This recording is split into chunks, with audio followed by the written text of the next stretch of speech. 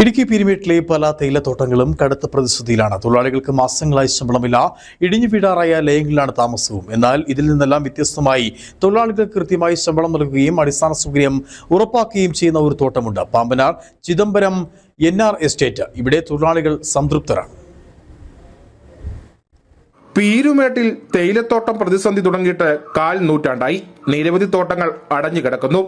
പ്രവർത്തിക്കുന്ന തോട്ടങ്ങൾ തന്നെ പ്രതിസന്ധിയിലാണ്.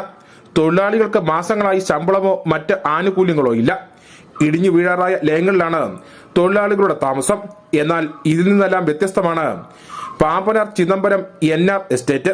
സർക്കാരിന്റെ സാമ്പത്തിക സഹായത്തോടെ തൊഴിലാളി ലയങ്ങളുടെ നവീകരണം പൂർത്തിയായി വരുന്നു. എല്ലാ മാസവും 1-ാം തീയതി തന്നെ ശമ്പളം. ഇവിടെ തൊഴിലാളികൾ സംതൃപ്തരാണ്.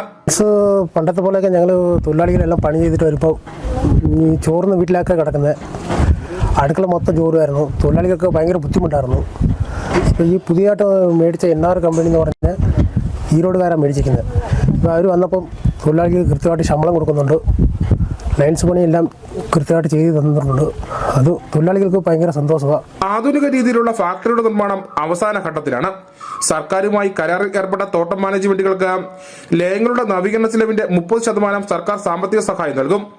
ഇതിനായി ഇടുക്കി ജില്ലയ്ക്ക് 2 കോടി രൂപയാണ് അനുവദിച്ചത്.